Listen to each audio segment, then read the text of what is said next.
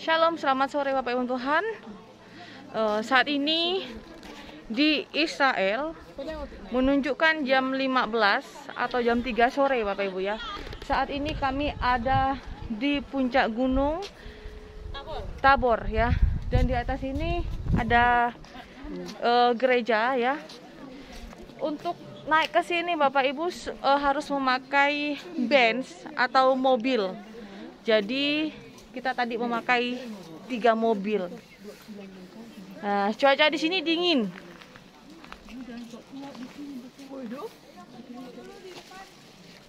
Nah, itu di sana udah ada kodenya. Oh ya nanti. Dan selama di dalam kami tidak boleh berbicara ya Bapak Ibu ya. Saya hanya bisa merekam saja. Tuhan Yesus. Memory.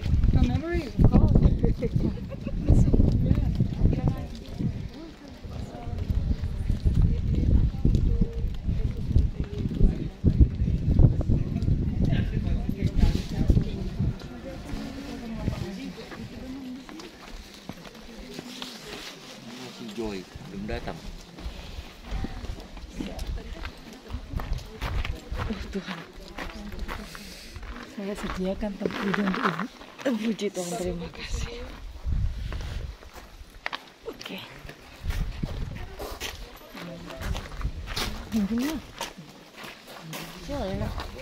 Boleh saya mulai? Nah, saudara-saudari, tadi kita sudah lihat, kita sudah masuk ke daerah Galilea. Gunung Tabor terletak di daerah Galilea. Daerah Galilea terkenal sebagai daerah yang subur. Coba lihat dan ingat bagaimana tanah kelihatan di sini.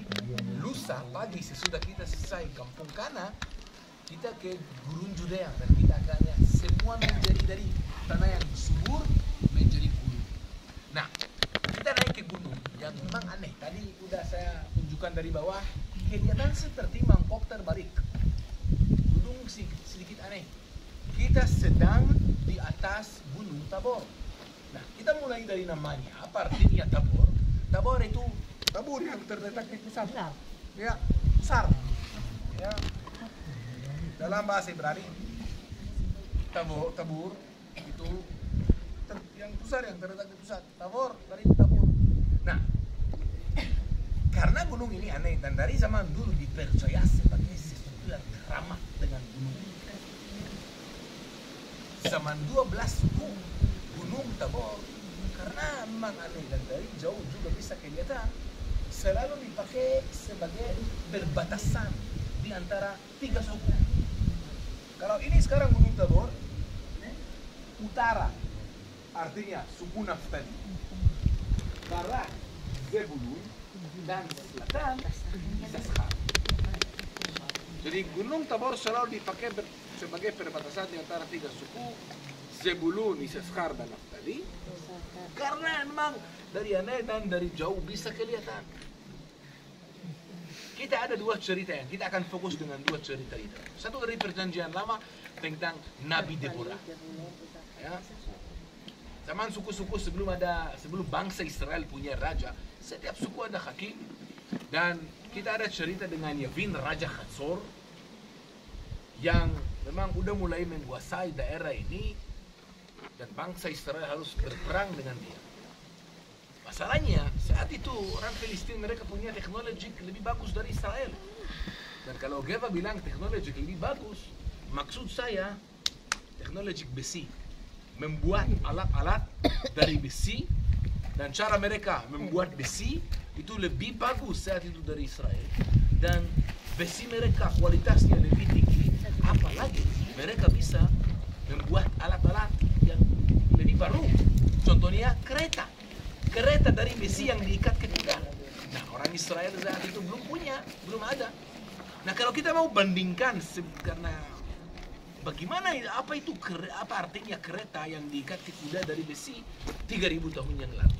Kalau kita bandingkan ke zaman sekarang yang modern, kita bisa bandingkan kereta dari besi seperti tank. 900 disebut di Alkitab mereka punya orang Filistin, Yabin Raja Hatzor. Bangsa Israel tidak tahu apa lakukan. Tentara kepala mereka Sisra udah menuju ke sini. Nah, Nabi Deborah dia pintar. Dia mengerti, pertama ego harus tinggal. Dia mengerti untuk memang menang perang harus juga strategik perang. Dia panggil satu serdadu dari utara, Barak bin Avinoam yang sangat pintar perang, sangat strategik. Bersama-sama mereka putuskan untuk naik ke Gunung Tabor. Ya, awalnya Nabi Deborah mendesak dia untuk naik sendiri. Dia bilang hanya kalau Nabi Deborah ikut, setuju mereka naik ke atas. Apa bangsa Israel lakukan di atas Gunung Tabor? 10.000 serdadu dari bangsa Israel. Apa mereka lakukan di Gunung Tabor? Apa mereka lakukan di Gunung Tabor? Mereka berdoa. Pasti mereka berdoa. Kenapa? Karena selalu kalau kita berdoa, Tuhan bantu. Dan kali itu Tuhan bantu juga. Bagaimana caranya Tuhan bantu? Kirim hujan. Banyak hujan. Oke, tapi bagaimana hujan bisa bantu mereka menang perang? Apa? Hujannya dari batu? Tidak. Hingga tadi Geva tunjukkan di bawah dia tanah yang ada di sini. Subur Dan berat. Apa terjadi ketanyanya kalau tanah seperti ini kalau banyak hujan turun menjadi apa? Subur. Lumpur. Kalau tanah menjadi lumpur, kereta tidak bisa jalan, macet. Artinya orang harus turun dari kereta. Baru mereka bisa turun dari Gunung Tabor dan melawan face to face, muka ke muka. Sampai kepala tentara Filistin bernama Sisra lari ke satu kampung, ketemu satu cewek bernama Yael. Dia minta dari Yael air, tapi Yael tidak kasih air. Yael kasih susu. Susu lebih berat, bikin badan kita lebih berat, lebih tertidur. Sisra tertidur, Yael ambil tongkat dari besi dan bam, habiskan perangnya. Apa kita bisa belajar dari cerita ini?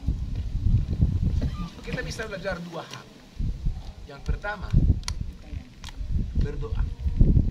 Selalu berdoa. Karena kalau kita doa, Tuhan dengar. Mungkin kadang-kadang awalnya tidak mengerti maksudnya. Tenanglah, Tuhan ada rencana. Kita perlu percaya dan berdoa. Yang kedua, apa kita bisa belajar dari cerita ini? Semua suami-suami, kalau istri kasih minum susu sebelum tidur, hati-hati, mungkin dia punya rencana ya.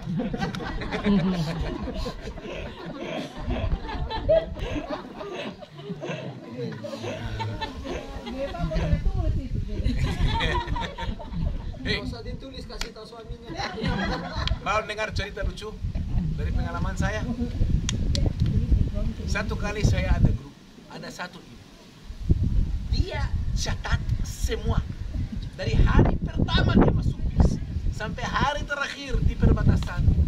Dia catat, dia lihat semua, catat semua. Hari terakhir saya sangat penasaran ingin tahu. Ibu, saya lihat ibu catat dari awal sampai akhir. Setiap hari ibu catat. Ibu catat apa? Katanya saya catat semua yang kita lihat di sini dan dengar di sini supaya nanti saya bisa kembali ke rumah dan menjelaskan dan baca-baca dan menjelaskan ke anakku apa saya lihat di sini. Aku bilang hebat, luar biasa. Wow. Ibu boleh baca apa yang dicatatan? Ya boleh. Apa ibu? Apa dia catat?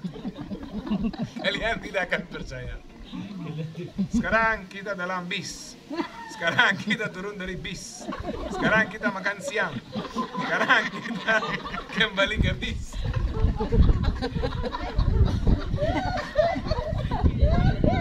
Dan saya hanya gambar membayangkan bagaimana anaknya duduk 3 jam dan dengar keluar dari bis, masuk dari bis. Kami lagi di toilet, selesai toilet. Dari mana Bapak tahu? Tenang, kita masih di gereja Katolik ya. Oke. Nah, sekarang ayo kita tertawa, sekarang kembali fokus. Karena kita dengar hanya setengah dari cerita. Tabor, menurut tradisi Katolik, tempat di mana Yesus dimuliakan. Nah, bagaimana kita gabung tempat di mana Yesus dimuliakan dengan tempat ini? Buktiannya tidak ada. Kita tidak bisa bukti ini tempatnya. Tapi ada seorang bernama Antonio Barlucci. Kita pasti dengar nama dia sering minggu ini karena dia membangun banyak gereja-gereja di Tanah Suci. Gereja Getsemani dia membangun. Besok gereja Sarta Bahagia yang kita lihat dia membangun. Flagellation dia membangun. Gereja Tabor dia membangun. Gereja Padang Gembala dia membangun. Banyak gereja-gereja dia membangun. Semua gereja Antonio Barlucci membangun di antara 1924 sampai 1934, 35, 10-11 tahun dia membangun banyak gereja. Nah, besok di gereja Sarta Bahagia kita akan mengerti kenapa dia pintar sekali. Tapi menurut Matius 17 dibuka begini. 6 hari kemudian Yesus bersama muridnya, 3 murid yang terdekatnya, Yohanes, Petrus, dan Yakobus, naik ke gunung yang tinggi. Tidak ada nama. Tidak ada nama. Nama Tabor tidak disebut. Disebut hanya gunung yang tinggi. Nah, saat mereka naik, mereka lihat Yesus berbicara dengan Nabi Elia dan Nabi Musa, dan saat Yesus berbicara dengan mereka, bajunya bersinar. Wow. Nah, apa artinya bajunya bersinar? Biasanya kalau Tuhan bicara kepada Nabi ada jalan cahaya dari atas, tapi kali ini cahayanya dari dalam. Kemuliaan. Itu menjadi bukti buat kita. Yesus anak Elohim. Nah, Petrus, cara pikirannya seperti orang Yahudi. Dia saat itu masih pikir seperti orang Yahudi. Dia Nabi lihat. Tahu dia sekarang sekarang Mesias datang. Nah, Petrus katanya, Tuhan, bagus. Senanglah. Kalau mau saya bikin 3 kemah. 1 buat kamu, 1 buat Nabi Elia, 1 buat Nabi Musa. Cuma di dalam bahasa Ibrani itu disebut kemah. Kemah dalam bahasa Ibrani itu ohel. Tapi dalam bahasa Ibrani disebut suka. Saya akan bangun 3 suka. Apa itu suka? Suka itu pondok daun. Apa bedanya di antara pondok daun dan suka dan kemah? Sorry. Kemah itu untuk sebentar, cepat. Membangun sebentar dan tapi suka itu minimum untuk beberapa hari. Petrus kalau dia lihat Nabi Elia, Nabi Musa berbicara dengan Yesus, dia pasti senang, bahagia, luar biasa. Dia tidak mau momen ini akan selesai cepat. Dia mau membangun 3 suka. Dan Roh Kudus bicara kepada muridnya. Berapa kali Roh Kudus bicara kepada muridnya saat Yesus bersama kita di bumi ini? 3 kali. Sungai Yordan, Gunung Tabor, minggu terakhir. Bukit Zaitun di minggu terakhir. Dan sesudah Yesus selesai, dia bilang kepada muridnya, jangan bilang kepada orang lain apa kamu lihat di sini sampai anak manusia akan bangkit. Awalnya mereka bingung. Nanti di Yerusalem mereka pasti akan mengerti maksudnya. Tapi saat mereka turun katanya, Tuhan, kenapa selalu orang bilang sebelum Mesias yang benar akan datang, Nabi Elia akan datang sebelumnya? Dan Yesus berkata, dia sudah tiba. Tapi mereka tidak tahu dan membunuh dia. Maksudnya sama siapa? Yohanes Pembaptis. Karena Yohanes Pembaptis dia gospel buat kita yang kasih tahu atas Mesias, dan memang dia datang juga sebelum Yesus. Nah, oke, jadi kita mengerti di sini tempat di mana dari perjanjian lama Nabi Deborah berperang sama anak Kanaanite, Filistin, dan juga tempat menurut tradisi Katolik tempat di mana Yesus dimuliakan menurut Matius 17. Nah, kenapa memang dipikirkan di sini? Disebut di Alkitab 6 hari kemudian. Tapi begitu Matius 17 dibuka 6 hari kemudian. Tapi 6 hari kemudian apa? Untuk mengerti kita akan kembali 1 bab ke belakang, Matius 16.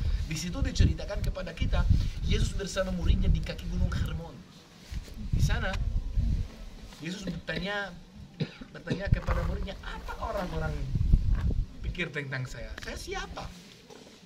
Ada yang bilang nabi, ada yang bilang rabi, ada yang bilang nabi Elia, ada yang begini. Tapi hanya Petrus cukup berani dan bilang, kamu Mesias yang benar. Kamu anak Elohim. Dia pertama kali mengakui dalam suara dia anak Elohim. Dan karena itu Yesus kasih prioritas kepada Petrus dan berubah namanya dari Shimon ke Petrus. Karena Petrus artinya batu kerang, di atas batu kerang ini saya akan membangun gerejaku, maksudnya umat Kristiani. 6 hari kemudian naik ke gunung yang tinggi. Dan kemudian ke Yerusalem, ke minggu terakhir, artinya dari Kaisaria Filipi harus ke selatan. Berapa jauhnya daerah ini sampai Kaisaria Filipi? Kira-kira 120 km. Kalau kita ikut jalan dulu, bukan jalan sekarang. Dulu mereka harus jalan, ikut source of air dan lain. Berapa lama kalau jalan kaki dari daerah ini sampai Gunung Karmel? Memang kira-kira 6 sampai 8 hari. Jadi daerah ini dari jauhnya cocok. Tapi keliling kita ada banyak bukit tinggi. Kenapa bukit ini? Karena bukit ini aneh. Karena dari zaman dulu dipercaya sebagai gunung yang ada satu keramat dengan bukit ini. Karena ada juga bersejarah dengan perjanjian lama, dengan Nabi Deborah. Jadi menurut Antonio Barlucci lebih masuk akal, dan juga zaman perang salib juga sebelumnya lebih masuk akal ini tempatnya. Buktian tidak ada, hanya logika masuk akal. Nah, Antonio Barlucci membangun gereja di sini. Ini gereja dia membangun. Kita sebenarnya di reruntuhan, duduk di reruntuhan dari biara Benedict yang dulu ada di sini. Kemudian Fransiskan membangun gereja besar di sini. Dan gereja ini memang luar biasa. Antonio Barlucci selalu ngomong terlalu cepat saya. Antonio Barlucci selalu suka masukin monumen dari cerita ke dalam gereja. Contohnya gereja Getsemani selalu gelap karena cerita peristiwa saat malam. Gereja ini kita ketemu 3 kapel yang seperti kemah juga, dan 1 kapel di sini untuk Musa, yang terutama untuk Yesus, dan nanti sebelah kanannya untuk Nabi Elia. Dan nomor 3 selalu berulang juga. Juga jendela nanti di depan kita bisa lihat seperti sisik ikan atau ekor burung merak. Kenapa ekor burung merak? Dalam agama Persia, burung merak itu penjaga surga. Ya. Nah, setiap agama selalu adopsi tanda-tanda dari agama lain. Juga diadopsi sebagai penjaga surga.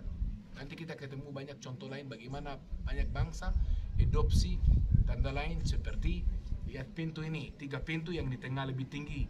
Itu juga Kristiani adopsi dari Yunani sebagai lambang untuk kemenangan. Nanti besok kita akan bicara. Mungkin Anda saat kita masuk ketemu salib yang sedikit beda. 1 salib besar yang warna merah, kelilingnya ada 4 salib kecil. Namanya salib Yerusalem. Nanti kita akan beromong tentang salib Yerusalem. Sekarang Bapak Ibu, sebelum saya kasih waktu untuk gereja, ada yang mau tanya? Jadi Pak, ini gerejanya namanya apa? Kita bisa panggil gereja Tabor. Kita bisa panggil gereja Transfigurasi juga. Transfigurasi itu maksudnya gimana? Transfigurasi perubahan, dimuliakan. Yesus di sini dimuliakan, dia berubah. Dia memang berubah di sini. Nah, sesudah keluar saya rekomendasi naik ke tengah. Di atas sebelah kanan ada view panorama atas lembah Armageddon yang menurut buku Wahyu perang terakhir akan terjadi dan Christ akan melawan sama Antikristus. Ada yang mau tanya? Luar biasa. Yes. Perang Armageddon maksudnya di sini terjadi gitu.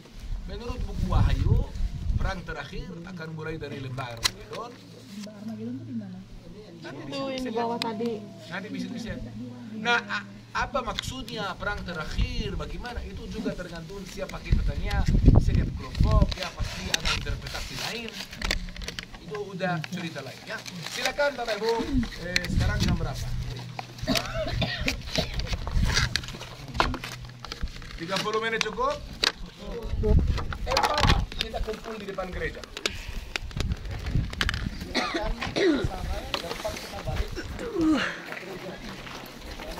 Tetapi kalau ada ibadah, tolong dijaga tidak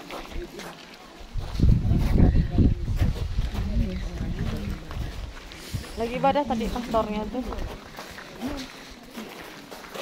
Oh jadi ini dulu, oh Geva. Jadi ini dulu tempat seperti kapel ya sini ya. Yang ini? Iya. Runtuhan ini Iya, runtuhan. biara Benedict. Iya Benedict. Biarawan Benedict. Dulu ada biara Benedict. Benedict itu salah satu Benedictus tuh kan ordo, maksudnya? ya ordo Katolik. Salah satu ordo dari Katolik. Ortodok. Dari Benedictus ya. Benedictus.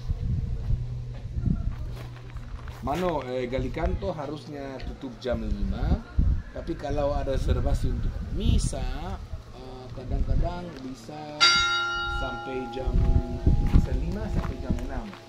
Jadi kalau kamu mau pastikan masuk, kamu Pohon apa ya? Ini pohon apa sih? apa? Ini pohon apa? Ini tikas. Kalau saya tidak salah. Wah, nih ibu mau rekan yang bagus masuk ke dalam gereja. Tapi saya nggak tahu menjelaskan. Dirimu mau menjelaskan. Tidak bisa menjelaskan dalam gereja. Itu gereja Katolik. Nggak boleh suara. Mungkin tidak bersuara ya. Jika Saya kita. sudah menjelaskan. Iya yang tadi. Langsung lihat. Ini Tapi kapel kalau direkam nggak apa-apa ya. Tapi nggak ini bersuara. Kapel untuk Musa, kapel untuk Petrus, kapel untuk Napoleon. Oh ini kapel untuk Musa. Ya, masuk ke dalam. Ini kapel untuk Musa.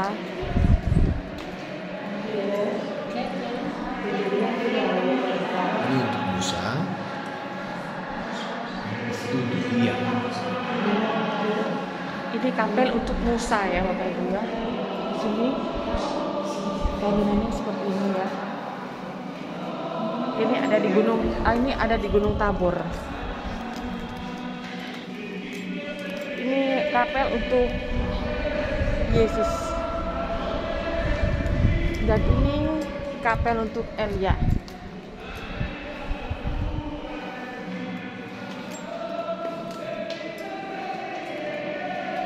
Ini kapel untuk Elia ya Bapak Ibu ya. Bangunannya seperti ini.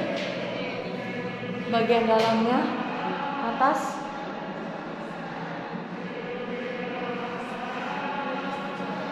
tadi sedikit sudah dijelaskan sama Geva ya. Ini kapel Bapak Ibu. Dan di sini gereja ini dipakai untuk umat Katolik.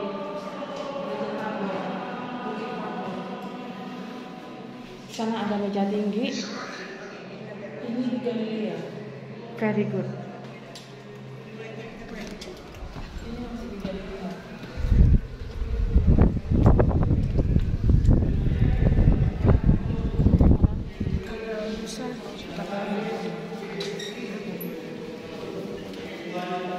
Ini adalah kapel tempat ibadahnya Yesus.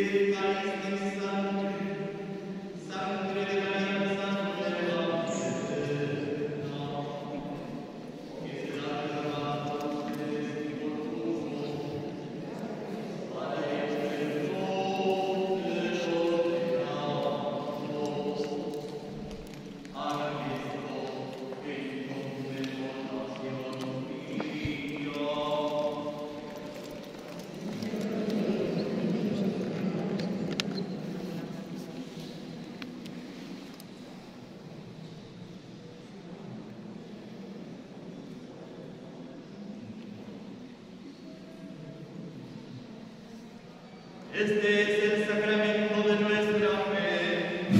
Ansiamo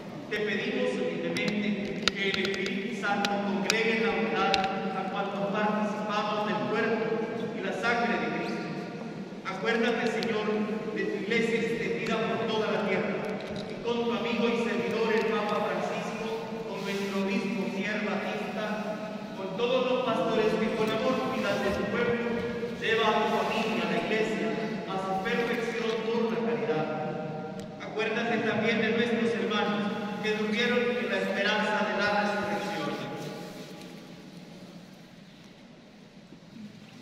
De todos los que han muerto en tu misericordia, admíteles a contemplar la luz de tu rostro.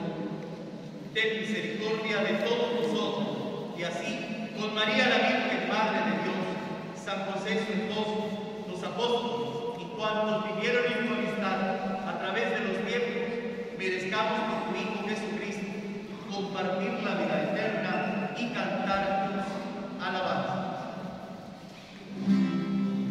Por Cristo con Él y en Él.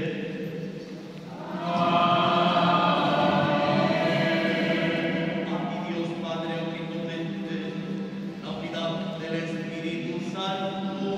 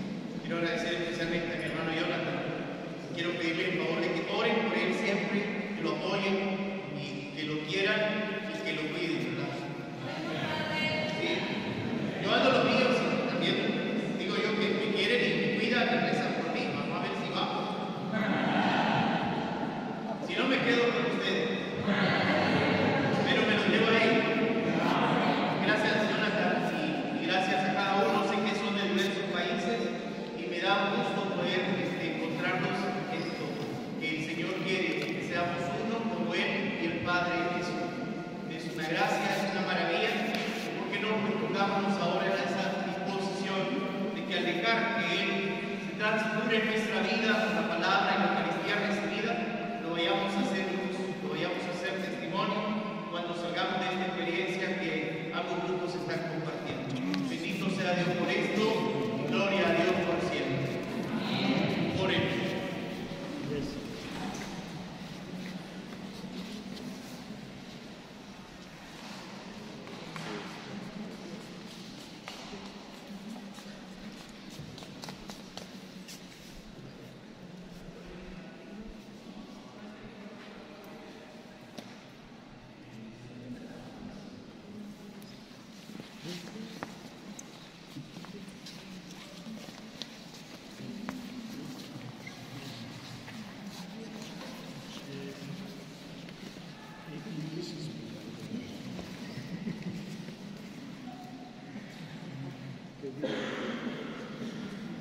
Que el alimento celestial que hemos recibido, Señor, nos transforme en imagen de tu Hijo, cuya claridad has querido mostrarnos y manifestarnos en su gloriosa transfiguración.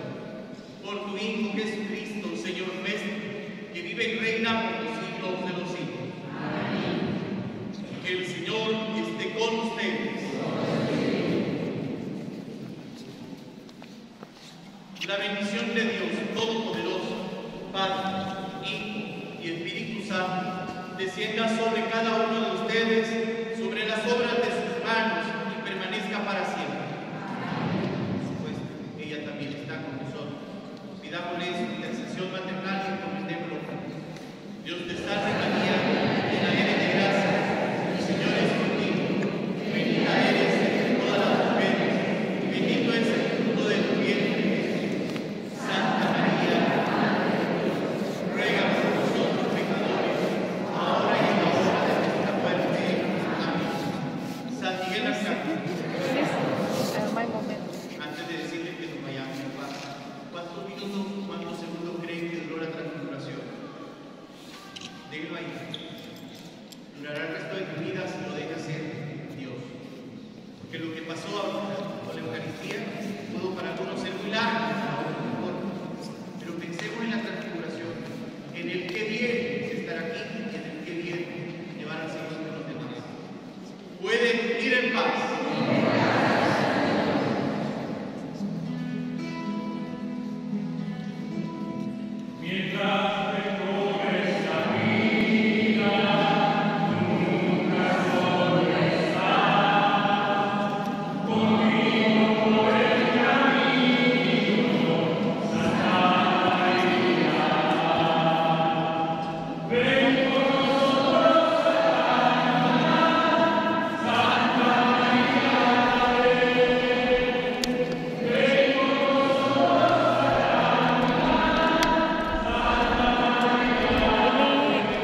Saudaraku, ini adalah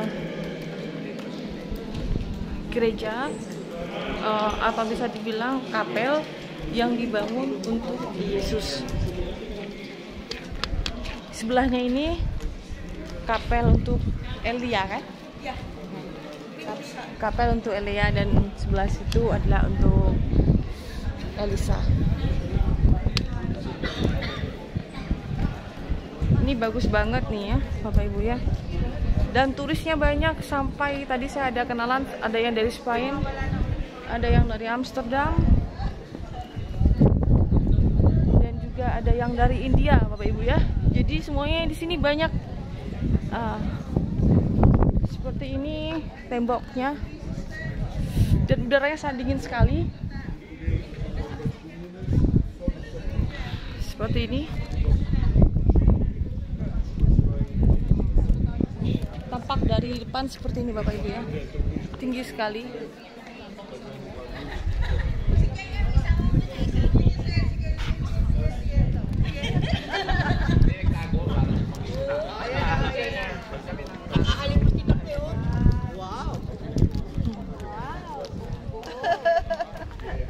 Kan bisa dilihat dari berbagai negara.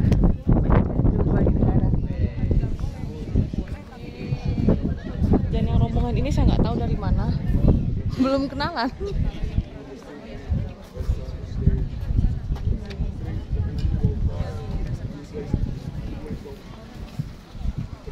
Tampak dari jauh ya, tampak dari jauh seperti ini ya Ibu ya.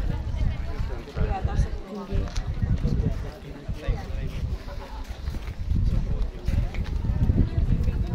Dan ini dulu bekas kapel dari Benedictus. Reruntuhan dari kapel dari Benedictus. Ya.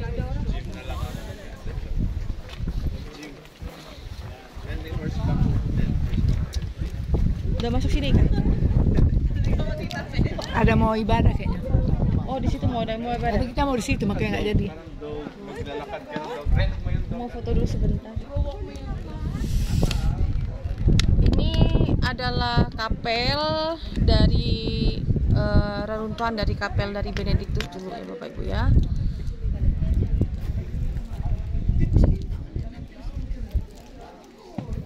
Nggak juga bombolnya.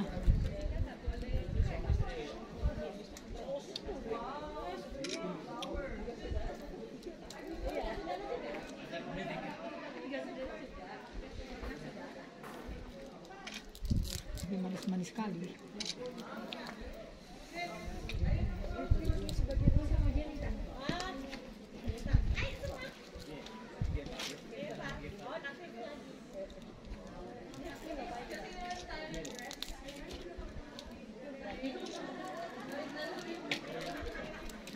Permen ini susah kali, nggak todak. Nggak todak, permennya nggak bisa dibuka. Stres sama permennya.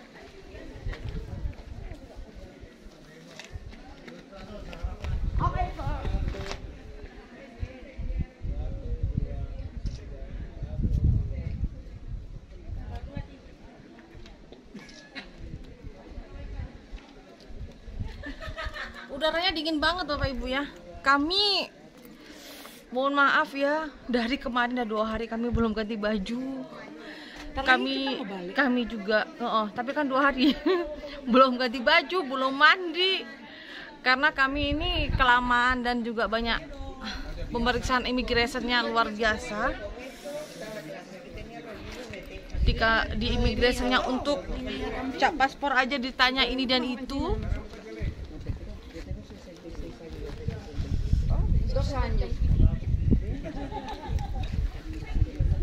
Pokoknya satu kata, Tuhan Yesus baik, Tuhan Yesus luar biasa, Tuhan Yesus dahsyat.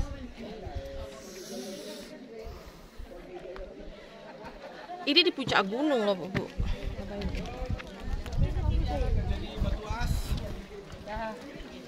Sudah kumpul kita Di depan mereka. Itu masih ada, di dalam nggak ada.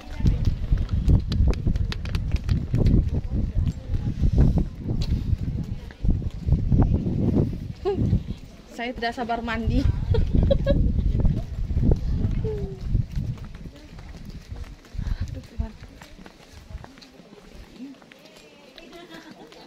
Bayangkan ya Bapak Ibu ya, kita ini 2 hari ada di bandara. Di bandara pun kita dikasih waktu dimana yang paling lama adalah di saat immigration. Nah, mau cap paspor itu Bapak Ibu ya, dari Medan ke Kuala Lumpur. Saat di Kuala Lumpur tuh masih banyak pertanyaan lagi Bapak Ibu. Habis gitu pergi ke Istanbul. Kita berlari cepat-cepat karena ada 1 jam. Sehingga Kuala Lumpur ke Istanbul 11 jam. Ditambah lagi perjalanan dari Istanbul ke Tel Aviv ya.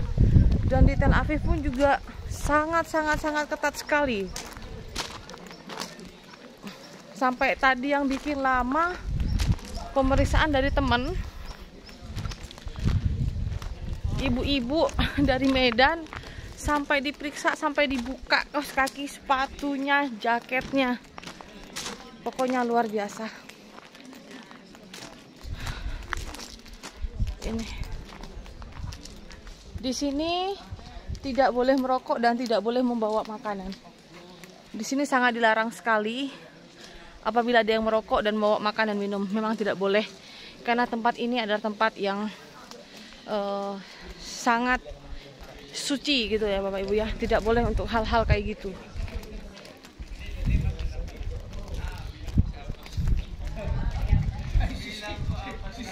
Dan di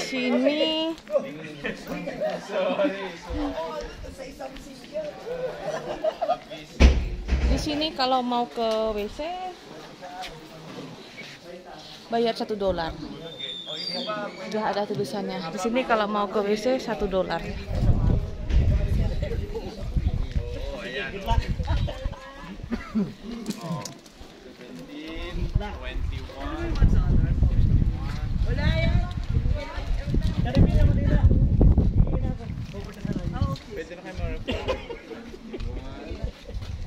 Oke, let's go. Si ano pa bang?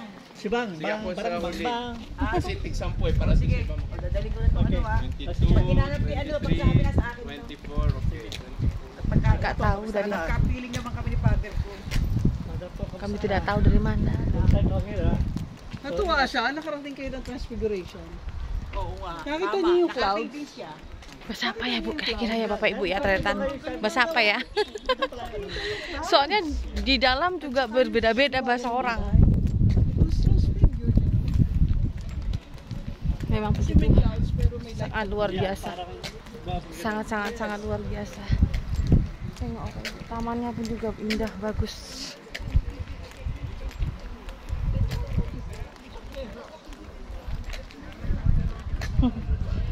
Where are you from? We're from the Philippines. Philippines. Yes. Oh. And you?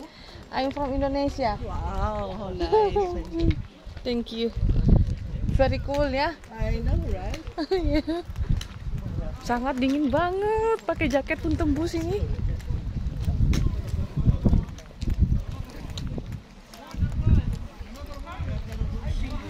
Teman-teman udah semuanya. Ternyata dari Filipina, Ibu. Filipina.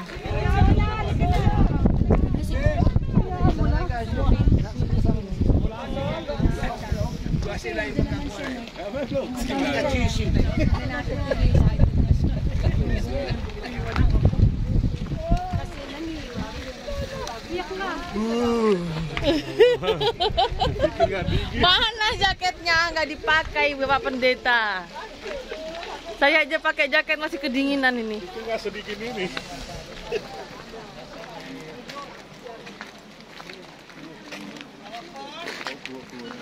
Aduh, tak sabar mau pergi ke penginapan ini. Mau mandi aku. Aduh, sajalah. Kamu cocok kamu jadi reporter. Cuman sayang, kita lo ngambilin, yang lo ini ngambilin. Ibu, saya ngambilin ibu pun juga percuma, orang tidak bisa melihat. Sudah di masker, pakai kacamata, pakai kuplukan lagi, ya kan? Jaket, Pakai kaos tangan lagi, memang mantap dipersediakan. Saya mau kasih tahu tempatnya dingin. Iya sih, cuma kan saya udah bawa, cuma ada di koper. Ya. Mau bongkar aja jadi malas. Besok kita kata di siliin aja di koper apa di mobil. Itu ada saya besok mau bawa itu apa tas ransel ada. Karena memang lebih dari arkeologi juga. Cuma pun yang di Alkitab itu semua ada. Kan iman kita kan ringaknya itu Nabi Debur laki-laki perempuan. Perempuan. Iyalah. Aduh Bu, dingin Hakim itu hakim. Nabi itu bukan laki-laki. Hakim, Nabiya, wanita. Nabi ya. Gabriel? Gabriel? Laki-laki perempuan? Laki. Ada enggak? Lihat kita di sebelah mana? Gabriel kan? Heeh. Laki-laki. Di situ di mana? Di Alkitab di mana? Enggak ada, enggak disebutkan jenis kelaminnya di situ. Dia bukan nabi dia kan? Makanya saya tanya. Yang nggak ada jenis, nah cuman dia kan wujudnya ke situ. Kita berbicara gini ya. Jibril. Tuhan Yesus pun kalau ditanya orang laki-laki atau perempuan, dia tidak berjenis. Makanya kalau ditanya kan itu. Tapi wujudnya itu ya wibawa, itu dikatakan hati Bapa. Anak yang tunggal. Anak yang tunggal. Yang saya tanya kan bukan Yesus. Maksudnya laki-laki Gabriel perempuan itu kan malaikat Gabriel. Dia itu malaikat Gabriel dia. Makanya anak Malaikat saya Mikael. anak saya yang perempuan saya kasih nama Ya Gabriel. nggak apa-apa, no problem. Gabriel itu apa artinya? Penyelamat, anak yang Nama malaikat. Nama malaikat lah. penyelamat. Gabriel, penyelamat. Dan satunya kakaknya Angel, malaikat. Jadi anaknya penyelamat dan malaikat. Udah kumpul semua? Aduh, ya kita kumpul ya. Ibu masih kuat, Ibu? Kan sudah makan nasi. Kan udah makan nasi kan? Kasihan. Kasihan ibu-ibunya. Oke Bapak Ibu, saya akan sambung lagi. Cukup sekian ya, karena ini video takutnya berat ya Bapak Ibu. Terima kasih. Tuhan Yesus memberkati.